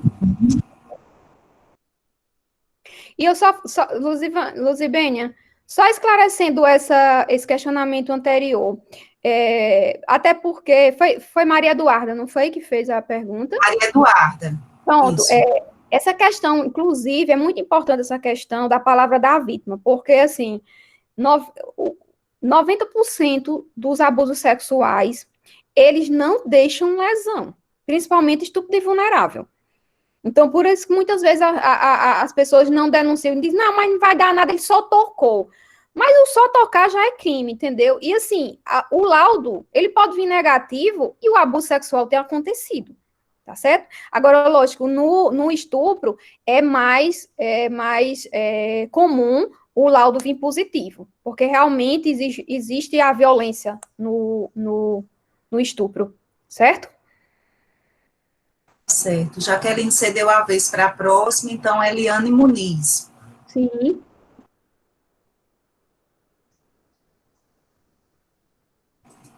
Eliane. Eliane, pronto, Eliane, pode fazer sua pergunta.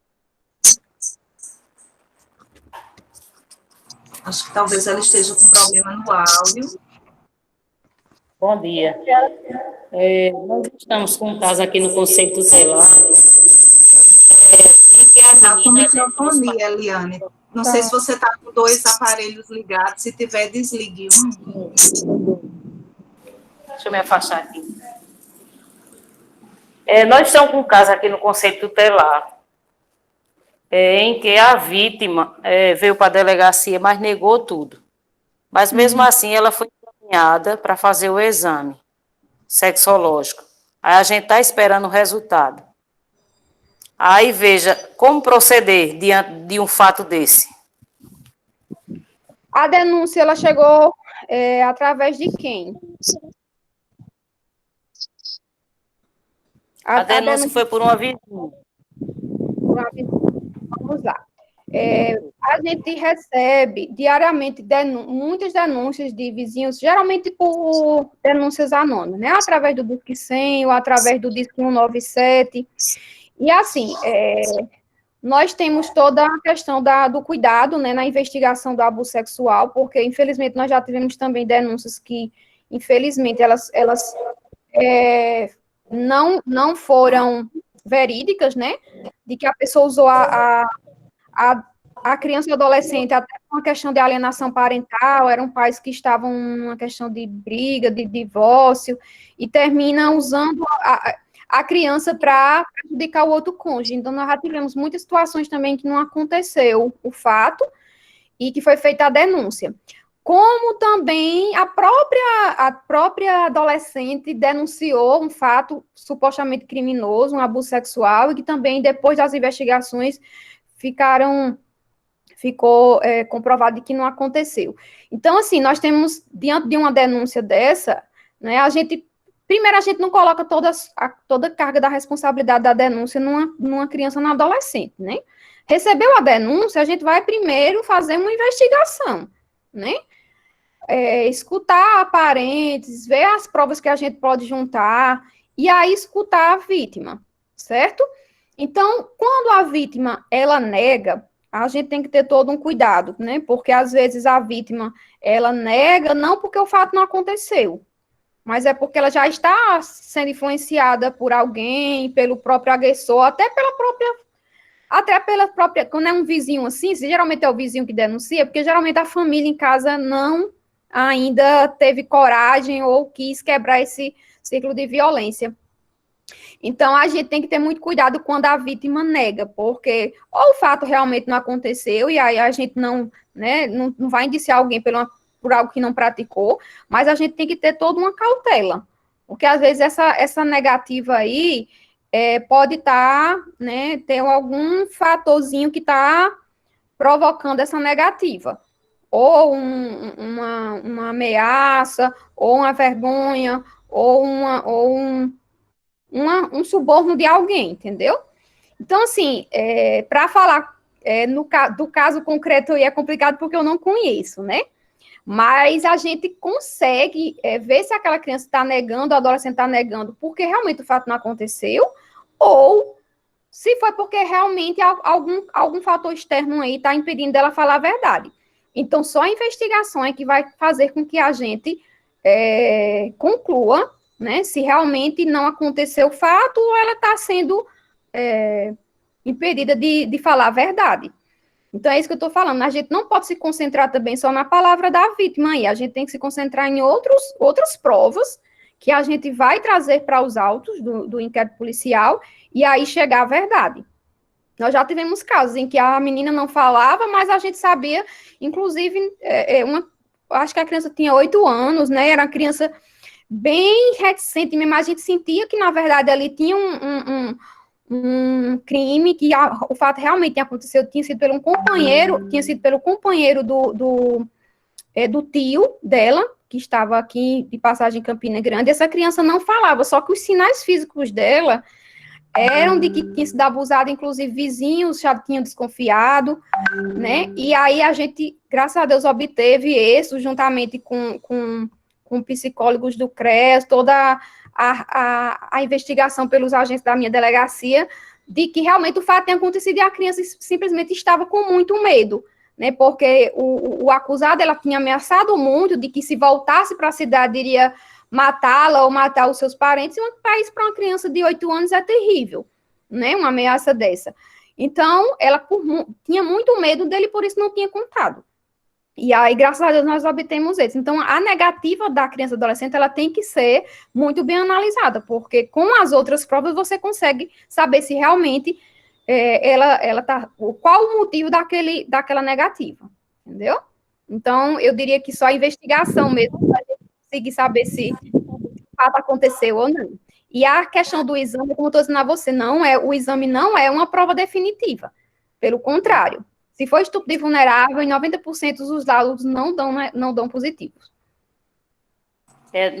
Essa menina, ela tem 16 anos, o pai, o acusado, mas ele está fazendo todo um aparato, porque ele está imaginando que ele vai ser preso, entendeu?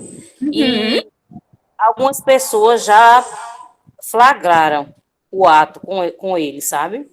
Então, a prova está muito boa já. Se alguém já presenciou, inclusive, né? Então, assim, o que a gente tenta fazer de imediato aí é afastar o agressor da vítima, seja através de uma prisão preventiva ou através de uma medida cautelar, para que não exista exatamente essa influência do agressor sobre a vítima. Porque se tiver, vai ser muito difícil, entendeu? Então, quando a gente, principalmente, já tem nos autos essa informação de que existe uma ameaça, de que existe um constrangimento aí por parte do agressor, então a gente já representa pela prisão, né, ou por uma medida cautelar de afastamento da vítima em relação ao agressor. Tá, muito obrigada, viu, pelas informações. Nada. Qual é o Conselho Tutelar de? Caraúbas, Paraíba. Conheço. Conheço Caraúbas, já trabalhei na região de Monteiro, conheço aquela área. Sim. Obrigada, viu? Vão obter sucesso aí, porque eu já tendo, inclusive, testemunhas que viram, aí tá bem facinho. Pronto, obrigada. Nada. Passamos agora a Keila Menezes, que está inscrita. Eu não sei se vocês estão me ouvindo bem. Dá para ouvir? Estamos, Keila, estamos ouvindo. Pronto. Bom dia. Quase boa tarde. Obrigada pela oportunidade à universidade, né, aos professores envolvidos. Prazer em conhecê-la, doutora Alba, pelo menos virtualmente. A gente sabe do seu trabalho aqui no interior. Eu sou Keila, sou psicóloga do CRAS de Caraúbas também, assim como a Eliane, a conselheira tutelar. Eu acho que assim, a gente contribuiu para espalhar entre os grupos daqui, tem várias pessoas do município participando, vários profissionais, porque a gente cada vez mais se sensibiliza. Eu sou psicóloga do CRAS, já fui coordenadora de CRES, já fui diretora de FUNASE, que é a Fundac de Pernambuco, né? Enfim, tenho uma experiência boa e, ao mesmo tempo, ruim com essas situações. E, assim como a Eliane, o que me motivou mais a participar é ainda sobre essa questão da como configurar a denúncia. Não questionando a atuação de profissional nenhum, mas a gente sente muito a dificuldade aqui no interior de ter delegacias especializadas, porque às vezes o profissional que está aqui atuando, ou próximo, não falando de ninguém, não tem, assim, não tem, como é que eu posso dizer, não conhece muito, ou conhece, mas não tem afinidade, e a gente fica meio perdido na hora das denúncias, em algumas situações, porque tem situações que a gente sabe que tem a testemunha, mas ela figura como alguém que quer ser anônimo, que não quer aparecer. Aí ela registra uma denúncia de forma anônima, às vezes até se apresenta, acho que a Eliane pode confirmar isso, no conselho tutelar, ou liga e diz, olha, eu sou fulano de tal, fui eu que denunciei, mas eu não quero aparecer. Entendeu? E aí fica muito complicado para a gente que trabalha no CRAS, que hoje eu falo do CRAS e sou conselheira de direito do município, para a gente ver essa situação. Para você ter ideia, tem situações que a gente enfrentou aqui que a gente fica até assim angustiado. Por exemplo, eu estou atendendo aqui uma pessoa, uma criança, um adolescente, e o pai está na porta, ameaçando a gente, entendeu? E aí, ameaça com palavras, por exemplo, assim, eu estou aqui, você não vai falar comigo, não?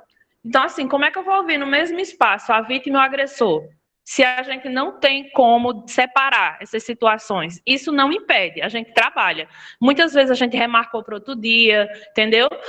A gente ouviu na escola, a gente foi ouvir no próprio conselho, todo mundo junto, a gente já ouviu equipe CREAS e CRAS junto, mas assim, eu ainda acredito que por ser uma cidade de interior, e não é só a situação de Caraúbas, é de São Domingos, é de Barra de São Miguel, é do Congo, são municípios pequenos e que tem um número assim que me chama a atenção, de abuso, de estupro de vulnerável, entendeu?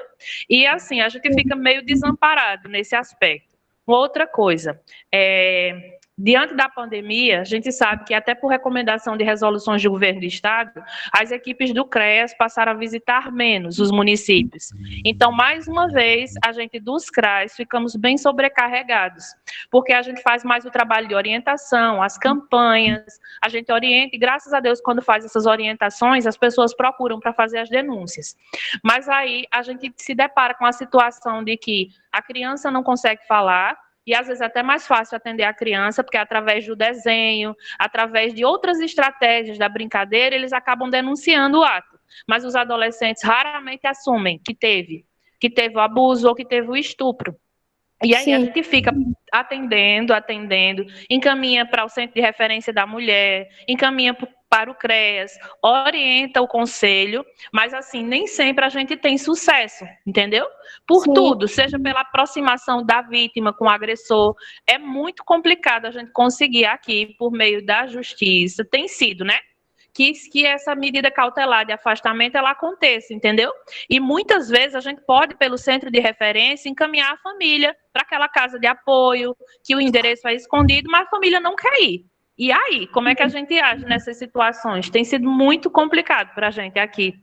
E, de uma forma geral, a minha dúvida, esclarecendo isso tudo, há alguma delegacia especializada que dê apoio aos interiores?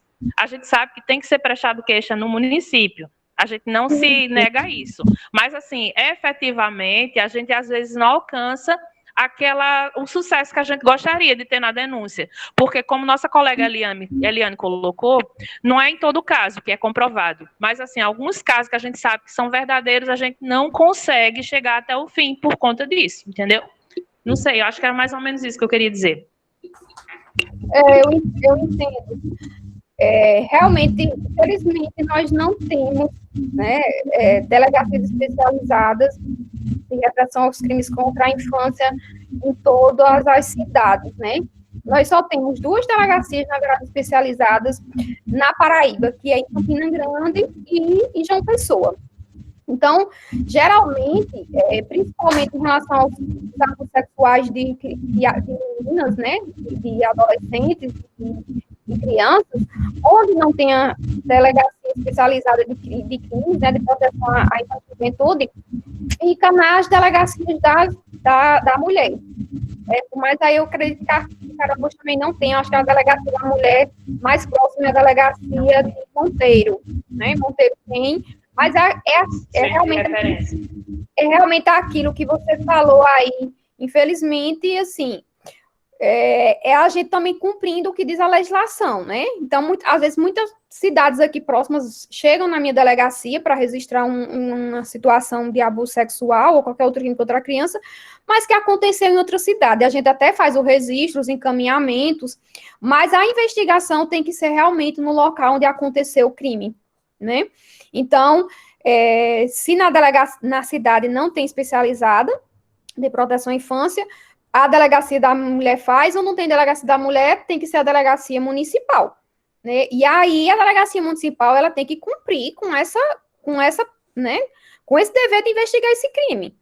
Né? Logicamente, não vai ter os recursos que a gente tem, né? Nossa equipe toda é especializada, inclusive a gente passou por uma capacitação agora recentemente para fazer depoimento especial de criança e adolescente, né? Isso vai ser mais um avanço da nossa delegacia, porque a lei 13.431 já exige, na verdade, 431 de 2017 já exige a questão do depoimento especial hoje, que é para evitar a questão da revitimização, que a criança ela não tenha que estar falando daquela mesma violação, vai em vários lugares, até 8 vezes, né? Chega em vários lugares e fica contando ali.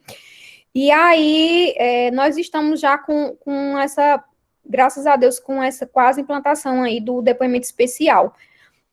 E na cidade interior eu sei que é mais difícil, né? Quando você acumula vários fatos, né? Mas o cumprimento da lei tem que ser feito, né? Então, nesses casos, a lei está lá dizendo que, num caso desse, você pode utilizar a lei, inclusive 3.431, e pedir as medidas cautelares de afastamento, né? A lei Maria da Penha também pode ser usada no caso sendo menina. No caso sendo menino, pode usar a lei 13.431, que está lá o rol de medidas cautelares que você pode pedir ao juiz. Inclusive, uma das medidas cautelares é o afastamento, né? Eu sei que a prisão não é todo mundo que gosta muito de utilizar, porque realmente é uma medida extrema, né? Porque aí você já vai encarcerar aquela pessoa preventivamente, para você obter, na verdade, uma maior qualidade na investigação, ou porque o acusado vai fugir, ou porque ele está coagindo testemunhas, ou a própria vítima. Eu utilizo bastante as cautelares, entendeu? Inclusive de prisão preventiva. Mas também utilizo bastante as cautelares de afastamento, que são aquelas que estão previstas na Lei 3.431 e na Lei Maria da Penha. Então, esse se o acusado está utilizando desse artifício aí para, inclusive, constranger vocês, que são peças fundamentais nos autos, porque geralmente tomam conhecimento e tem realmente um primeiro contato com a vítima, é um caso de você utilizar esses instrumentos de garantias, né, que a própria lei dá, para que você consiga, na verdade, seguir com sua investigação, né, preservando aí a questão das provas, no caso, a prova testemunhal. Consegui responder? Conseguiu, sim. A gente vai continuar, assim, na luta tem que continuar. A gente fica muito vulnerável por tudo, porque a gente fica bem isolado. A questão da distância, ela facilita muito as coisas e acaba protegendo quem não deveria. Mas, enfim, a gente vai ter que continuar, tem que ser dessa forma. A gente agradece bastante pelo esclarecimento, doutora Alba. Nada, porque, inclusive, ó, foi noticiado, né? O conselheiro tomou conhecimento, noticia o fato. E está sofrendo algum tipo de ameaça, então coloque isso nos autos, que você já consegue você já pode conseguir até uma cautelar aí de uma prisão preventiva, entendeu? Porque aquele acusado, ele está, na verdade, impedindo, trazendo, dificultando a investigação. Tá certo? Ok. Beleza. Ok. Obrigada mesmo.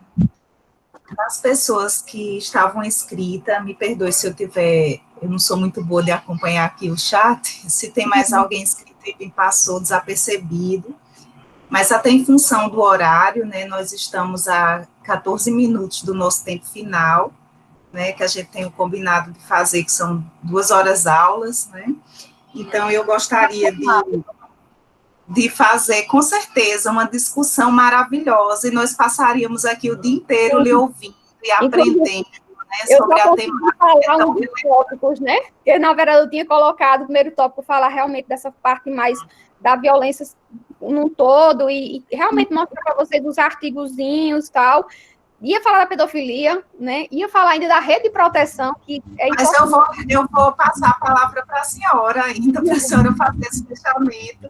Eu só queria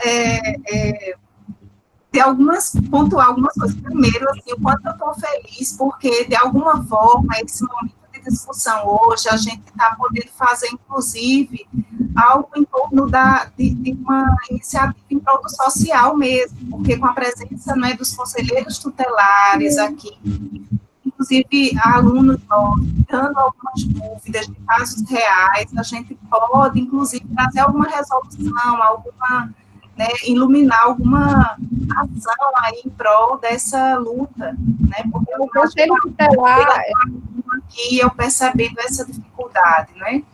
Então, assim, a gente fica feliz de não ficar só na discussão em si, mas de alguma forma poder contribuir socialmente, que é a principal ação nossa, né, vontade nossa nessa manhã de hoje. Eu queria só... vice, Luzivânia. Por favor, feche o seu microfone, eu vou fechar o meu agora também. Depois eu posso até disponibilizar meu telefone para alguma dúvida que alguém queira tirar depois que não seja possível aqui. A gente está à disposição, inclusive, do próprio Conselho Tutelar, viu? Na pessoa de Keila, e foi quem a outra que falou que fez algum questionamento. Depois, se você quiser me contar, talvez o caso, né, o caso realmente o que aconteceu, a gente pode também fazer essa ponte com o pessoal da delegacia de lá e a gente ajudá-las. Então, posteriormente, no finalzinho, pode disponibilizar meu número de telefone que a gente vai tirando dúvidas virtual, né? Exatamente, assim, a gente estava assim, muito feliz e aprendi muito nessa manhã e fiquei com aquela sensação de que eu tenho tanto para aprender e quanto eu queria conversar mais com a senhora para aprender mais ainda, né? Mas, assim, a gente vai abrir novamente para a senhora fazer essas considerações que eu acho de extrema relevância e aproveitar essa sua presença hoje aqui. Eu não quero nem falar muito pouco, mas, assim, para aproveitar mesmo a sua fala, Keila, por favor, desliga só um pouquinho o teu microfone, que está com um pouco de microfonia aqui. Obrigada. Então, assim, a gente vai passar a palavra novamente para que a doutora Alba possa falar um pouco sobre essa rede de proteção que é tão importante, né, que a gente precisa conhecer, e sobre a outra temática, me perdoe agora, sobre... Eu vou falar um pouquinho dessa questão bem rapidinho, porque... Tem outra questão que a senhora disse que queria pontuar, agora eu não anotei isso. Essa questão da pedofilia, né? Pedofilia, isso. Existe muita dúvida no pessoal de confundir realmente, todo abusador é pedófilo, né? A pedofilia é crime, então a gente vê muito essas informações, e aí a gente, né, pontuar para vocês, esclarecer para vocês essa questão realmente da pedofilia, né? Que vamos lá, pedofilia não é crime e nem todo pedófilo é criminoso, viu, minha gente? Então, esse é o chavão que o pessoal, não estou acreditando nisso e tal, mas, infelizmente, é isso que acontece, né? Porque eu, inclusive, pontuei aqui as definições de pedofilia, né? Inclusive pela Organização Mundial de Saúde e no âmbito da psicologia e também a questão dos tribunais. Então, vamos lá. Pedofilia, ela não é crime. Por que ela não é crime? Eu falei anteriormente para vocês que para que uma conduta criminosa, não a conduta seja considerada crime, é preciso que ela esteja prevista na lei, né? E nós não temos a definição de pedofilia na lei como sendo um crime, né? Então, vamos lá. Para a Organização Mundial de Saúde, pedofilia é um transtorno, certo?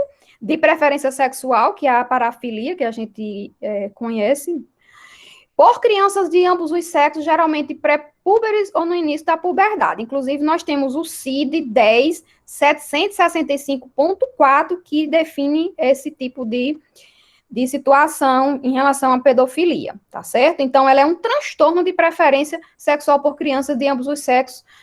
E para o âmbito da psicologia, o termo pedofilia é usado para denominar uma parafilia também, que se caracteriza pela predileção de adultos por praticar atos sexuais com criança, tá certo? Então, vamos lá. Não é crime por quê? Porque não está definido no crime como, não está definido na lei como crime. Então, não existe na legislação brasileira essa denominação, esse crime chamado pedofilia. Então, e o pedófilo nem sempre é um criminoso. Por quê? Porque, vamos lá, o pedófilo é a pessoa que tem um interesse sexual primário por criança ou adolescente. Então, é uma pessoa que tem um transtorno, digamos assim, de comportamento, em que ela tem essa predileção por criança e adolescente. Então, nem sempre o pedófilo é criminoso, por quê? Porque para que o pedófilo seja considerado criminoso, ele tem que praticar alguma daquelas condutas que eu falei para vocês anteriormente, que estão descritas ou no Código Penal ou no Estatuto da Criança e do Adolescente. E acredito de que a maioria dos pedófilos, né, a maioria dos pedófilos, eles praticam realmente os crimes do ECA, né? Então, só quando ele sai desse mundo da vontade, do transtorno pessoal para o comportamento criminoso, é que ele vai ser considerado criminoso, entendeu? Então, o pedófilo, ele pode nunca vir a praticar um crime, ele fica só na questão da intenção, na vontade de ter a relação sexual com uma criança ou com uma adolescente, tá certo?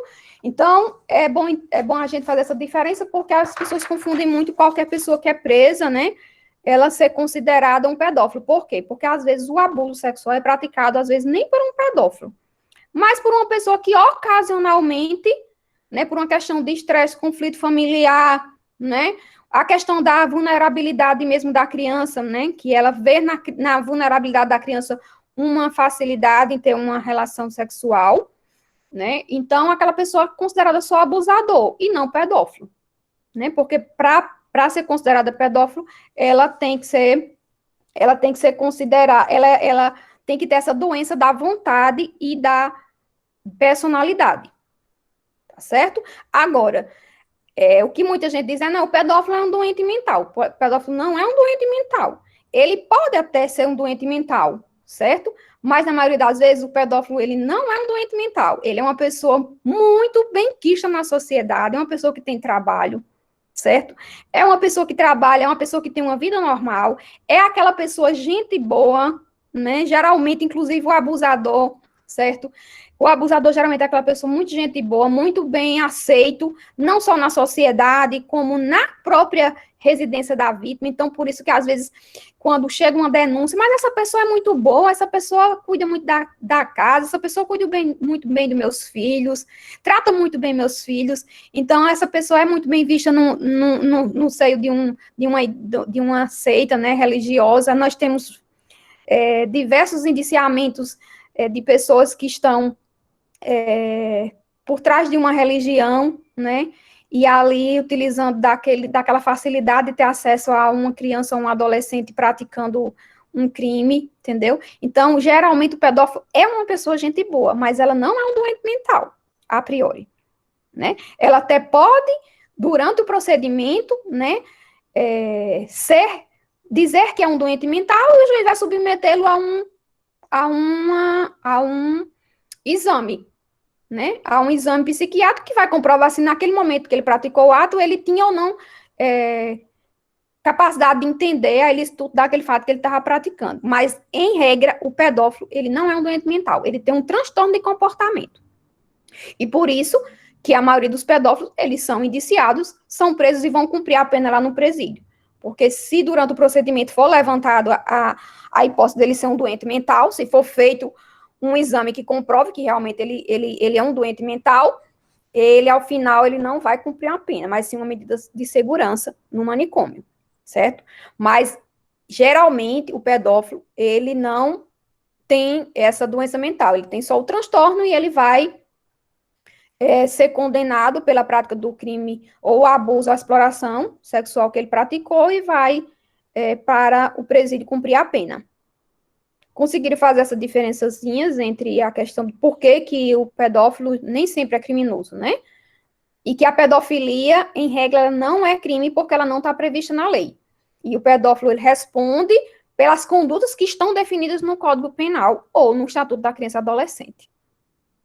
Tá certo? Então, a questão da rede de proteção, né, como eu tinha, tem vários conselheiros aqui, nós fazemos parte dessa rede, né, e aí, inclusive, eu coloquei algo aqui importante, já que nós estamos aqui num grupo, né, que tem tanto pessoas que participam dos órgãos de proteção, como nós estamos diante de pessoas que fazem parte da sociedade, né? No caso aqui são vocês que estão junto com a gente. Então, assim, olha, coloca uma coisa na cabeça de vocês. A proteção de criança e adolescente é um papel de todos nós, certo? Então, tá lá na Constituição Federal, é dever do Estado, é dever da sociedade, é dever da família.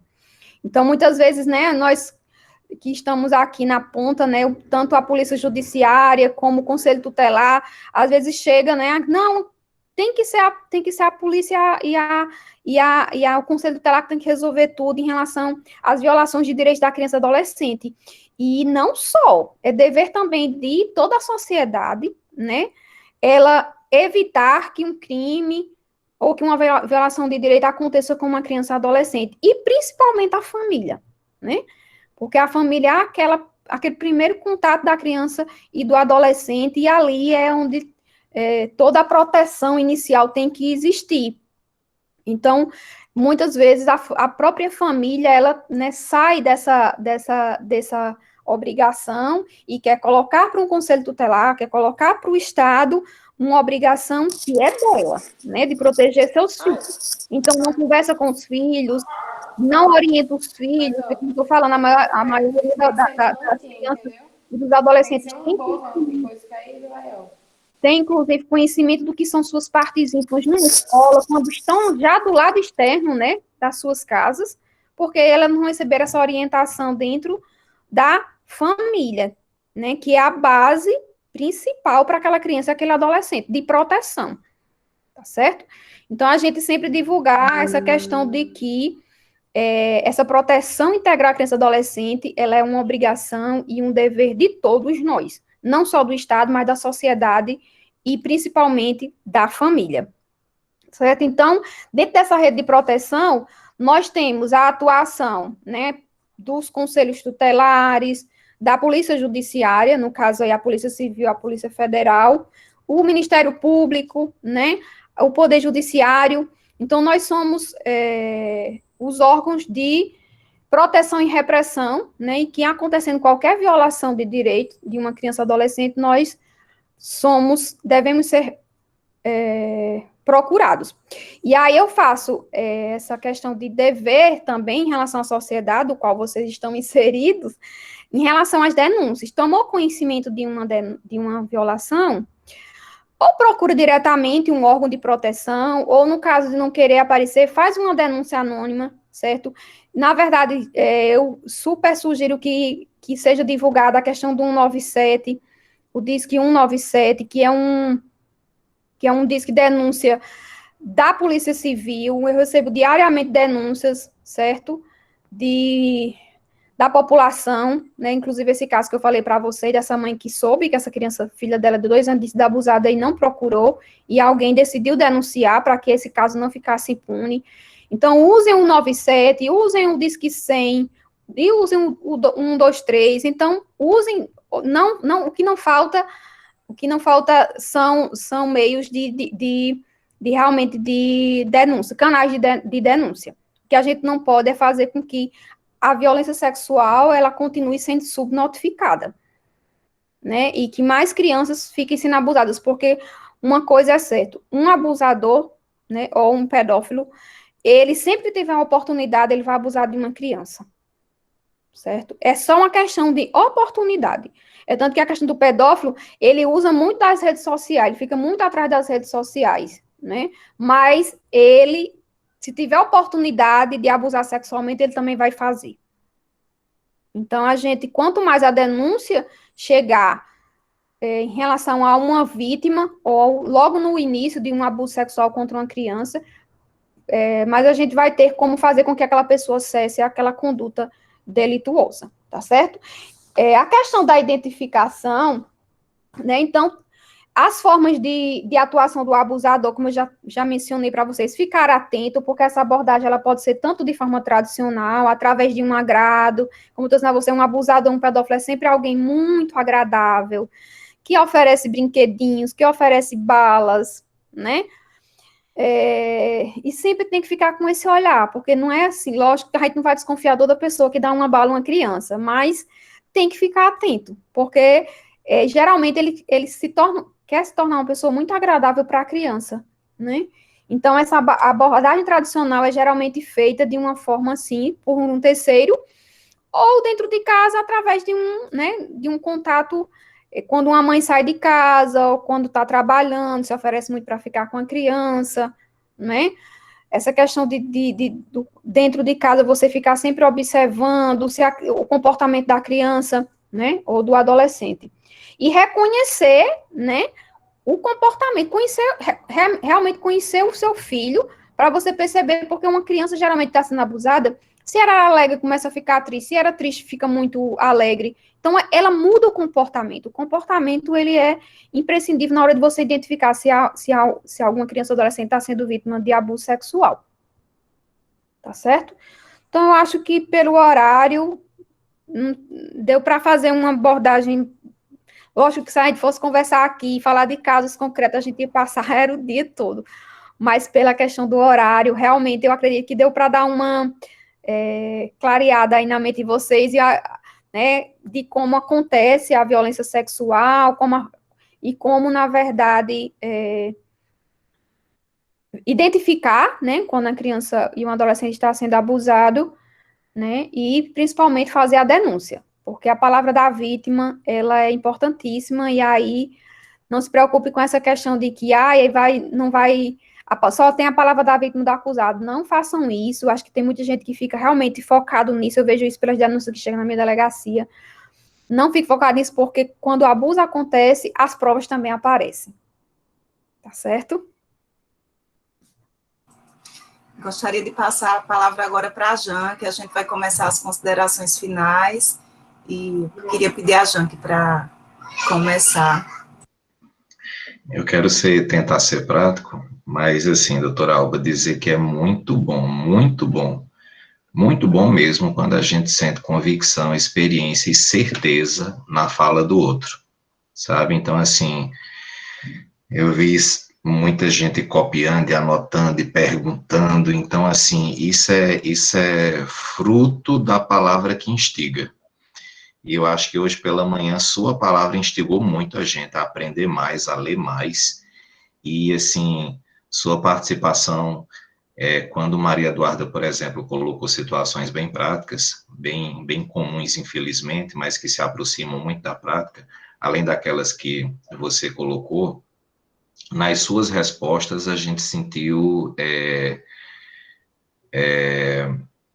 não estou encontrando a palavra agora, mas nas suas respostas a gente sentiu uma efetividade das ações, sabe? Que a gente pode ter certeza que esses casos vão ser bem encaminhados e que esses casos vão ter resolutividade, era essa a palavra que eu queria, né? Então, assim, eu até peço permissão à Luzibênia, viu, Lu? Mas eu vou estender, assim, já de antemão, um convite para uma próxima situação parecida com essa, mas eu acho que a gente pode organizar de uma melhor forma, não que tenha sido desorganizado, não é isso.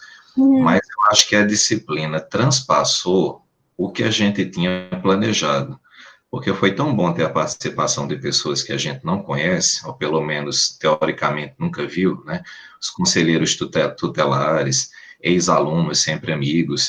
Então, assim, eu considerei uma sementinha, sabe? Que numa próxima oportunidade fiquei muito feliz de ver aqui 26, 27, 28 pessoas participando, quando o nosso número de alunos, pelo menos para essa turma, é bem menor do que isso. É uma turma pequena, mas quando eu vi o número de participantes, eu fiquei super feliz, principalmente quando outras pessoas de outras cidades, outros estados, né, estavam se colocando, e você levando a sua palavra, a sua atuação e o seu conforto para aquelas situações que são vivenciadas aqui, mas que são vivenciadas em outros municípios, às vezes não tão bem estruturados em condutas, como a gente deu para perceber na fala de Keila. mas, assim, que seja uma semente, né, esse momento, e, como eu disse, um próximo momento eu gostaria muito de contar com com o seu conhecimento, a sua experiência, o seu bom senso, a sua certeza na palavra, para que a gente possa estender isso, quem sabe no momento livre, no YouTube, né, a gente tem alunos que ficam responsáveis pela questão dessa questão midiática da UFCG, e algumas pessoas perguntaram se a palestra vai ficar disponível, já que a Luzibênia comentou que a gente teve sua liberação.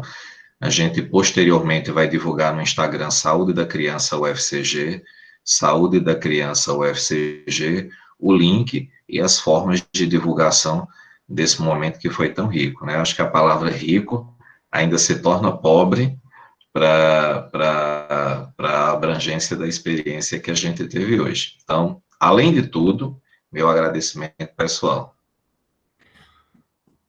Pois é, eu vou até colocar aqui o meu número, certo? Para que as pessoas que, assim, não quiserem denunciar, ou às vezes quer tirar uma dúvida em relação a alguma questão, pode fazer, viu? Eu estou disponível, inclusive não só através do telefone, mas através da delegacia. Nós estamos lá todos os dias, trabalhando de 8 às 14 horas, e alguns dias de 14 às 18 horas, que é o caso de hoje, que eu vou estar a partir das 14. Então, quiserem fazer alguma denúncia, quiserem tirar alguma dúvida, nós estamos lá na central, a Delegacia de Repressão aos Crimes contra a Infância fica na central de polícia, certo? Então, quiserem fazer alguma denúncia ou alguma dúvida, podem nos procurar lá, certo? E, assim, para mim é sempre gratificante, certo, esses convites, porque, como eu já falei, eu trabalho há 10 anos nessa função e é árdua, mas para mim é muito gratificante, porque para mim tirar uma criança e um adolescente de uma situação de violência é uma das melhores coisas que acontecem diariamente na minha vida. Então, eu sou muito grata mesmo de estar nessa profissão, né, e de fazer tão bem para tantas crianças e adolescentes, né, e a gente... Não só eu, mas toda a minha equipe, né, nós lá na delegacia, nós temos, sou eu como delegada, nós temos 2 escrivães, nós temos 4 agentes de investigação, todos muito comprometidos com o que estão fazendo, estão lá porque gostam do que estão fazendo, que eu acho que isso é muito importante para que o trabalho realmente saia de uma forma produtiva, né, e nós, graças a Deus, temos conseguido muitos resultados positivos, tanto na questão da identificação da autoria, como na questão da prisão dos autores dos fatos delituosos. Então, posteriormente, a gente pode, na verdade, estender o assunto. Nós tivemos aqui, em relação ao isolamento social, um aumento muito grande da questão da violência física, inclusive nós tivemos, infelizmente, ontem um homicídio, né, de uma mãe em relação a uma criança ainda menor não tinha 2 anos de idade, e há um mês já tinha acontecido esse mesmo fato. Então, assim, a violência física, infelizmente, ela se acentuou mais em relação aos outros períodos. Nessa pandemia, eu acho que o estresse das pessoas também muito em casa, tal. Então, as crianças ficaram, se já eram vulneráveis, ficaram mais vulneráveis ainda. Então, a gente pode até abordar outros temas em relação à questão da violência contra a criança, porque, como eu falei para vocês, eu falei apenas de um tipo de violência, que foi a violência sexual, que, como eu acho a mais grave, né, de qualquer forma, traz muitos danos mesmo, então eu preferi, pela questão do tempo, restringir o tema, mas a gente pode depois abordar outros temas também em relação à criança e adolescente. Então, só tenho a agradecer a Luzibênia pelo convite, né, e a Janque também aí, que estava participando também. Então, muito obrigada mesmo por essa oportunidade, e a todos que estavam participando, inclusive os conselheiros tutelares, que aqui em Campina Grande são meus parceiros, assim, nós temos realmente uma relação muito boa com os conselheiros tutelares. Aqui nós temos 4, são divididos em 4 áreas, Conselho Tutelar da área leste, sul, oeste e norte, todos, né, muito comprometidos também, e assim, sem eles eu não faria um trabalho tão bom como eu faço hoje na delegacia.